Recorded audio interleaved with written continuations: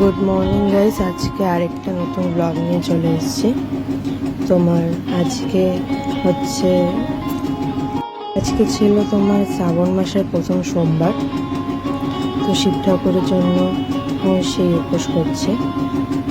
তো এখন তোমার আর এই জলের মধ্যে সাবুটা ভিজিয়ে নিচ্ছি, যেটা তোমার পরে খাবো, কিন্তু সাবুটা ভিজবে তো আগের থেকে সাবুটা ভিজিয়ে রাখছি, তাহলে সাবুটা পুজো দিতে দিতে ফুলে যাবে, হয়ে যাবে, তো তারপরে সুবিধা হবে খেতে।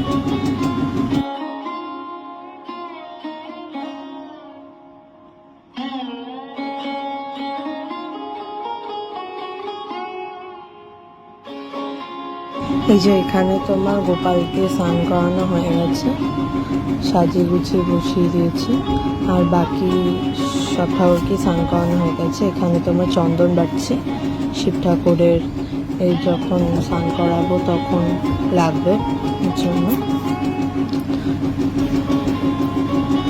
তোমার চন্দনটা বেটে বেটে গ্লাসের মধ্যে তুলে রাখছি, তাহলে সুবিধা হবে আসলে। তো এই জন্যেই অনেকটা বেটে গ্লাসের মধ্যে উঠিয়ে রাখছি।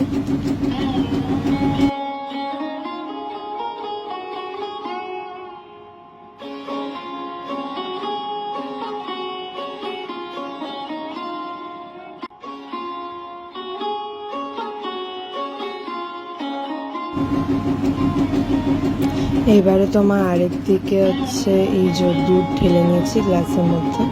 সেটা করে যখন স্নান করবো তখন তোমার দুধ দিতে হয়, দুধ দিয়ে স্নান করাতে হয়। তো এর জন্য গ্লাসের মধ্যে ঢেলে নিয়েছি, তাহলে সুবিধা হবে। ঢেলে নিয়ে প্যাকেটটা আটকে আলাদা করে জায়গাটা রেখে দিলাম।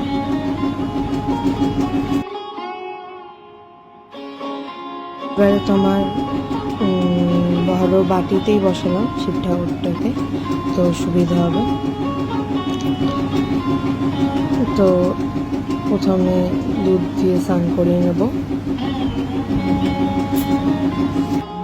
ভালোভাবে। শিব ঠাকুরকে প্রথমে তোমার দুধ দিয়ে স্নান করিয়ে নিলাম।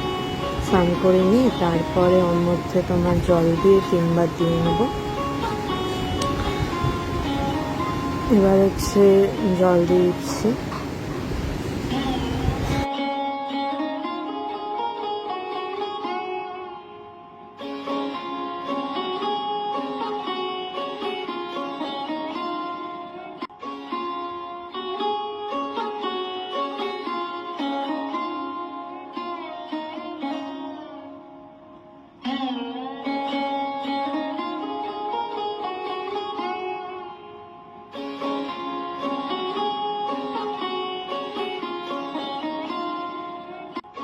এবারে তোমার যে চন্দনটা যে বেটে রেখেছিলাম, সেই চন্দনটা দিয়ে নিচ্ছি বাবার মাথায়।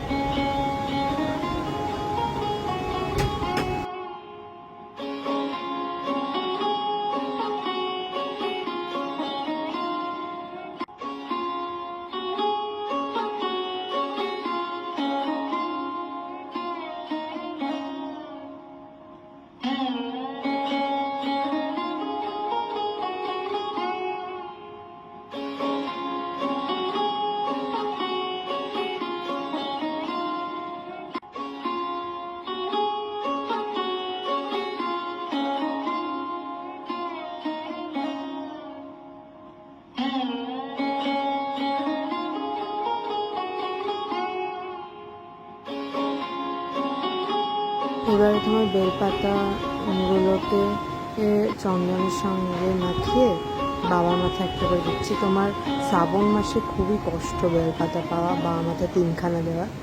1খানা দিতেই পারো, কিন্তু 3খানা দেওয়াটা ভালো।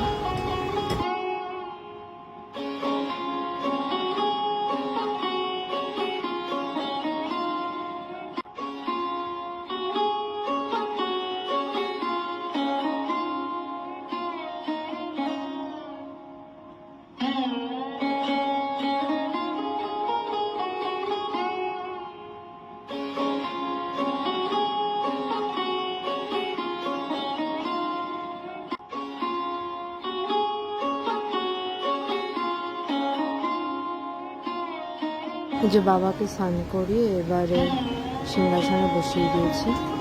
এবারে হচ্ছে আস্তে আস্তে সব ঠাকুরকে ফুল পরাবো, তার আগে তোমার বাবাকে মালা পরিয়ে নিই।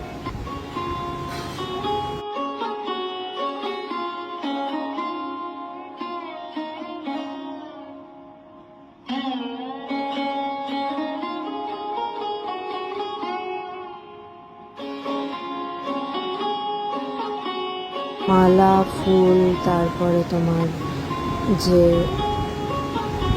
অপরাজিতা ফুল দিলাম। অপরাজিতা ফুল তো তোমরা জানো শিব ঠাকুরের বাবার সবথেকে প্রিয় ফুল।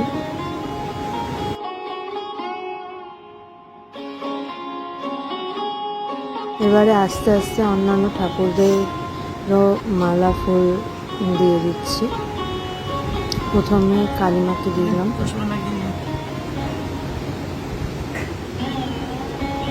এবারে গোপালকে, গণেশ ঠাকুরকে, সবাইকে আস্তে আস্তে দিয়ে দিচ্ছি ফুল।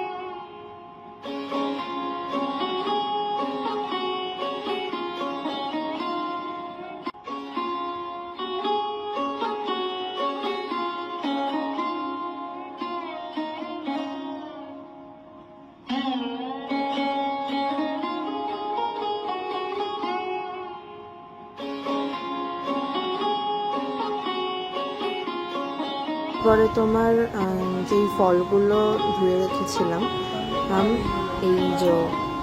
সেই ফলগুলোকে ধুয়ে রেখেছিলাম আগে।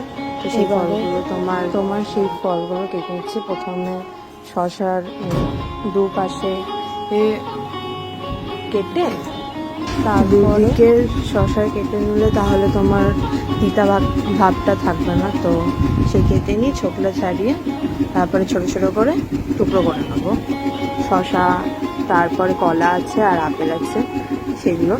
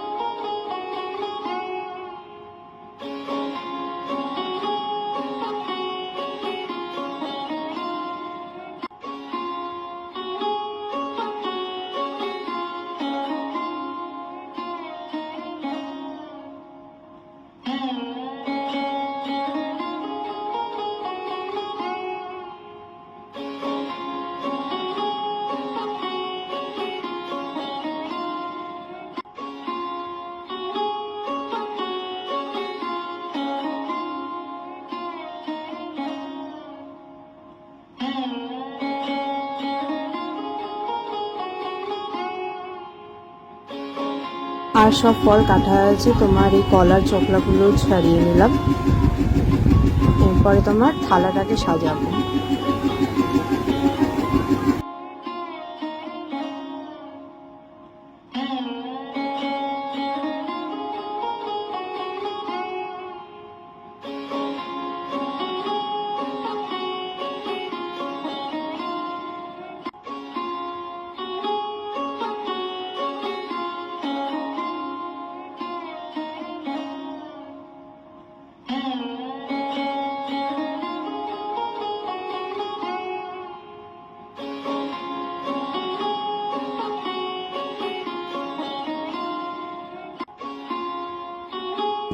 এবারে তোমার ফলগুলো কাটা হয়ে গেছে। এবারে তোমার যেখানে থালাতে সাজাবো সেটা একটুখানি দিয়ে দিচ্ছি। এটাতে সাজাবো না, এটা নর্মালি ঢাকার জন্য দিচ্ছি। তো তোমার গ্লাসগুলো ধুলাম, আর এই থালাটাতে সাজাবো, তো এই থালাটাও ধুয়ে নিয়েছি। দিয়ে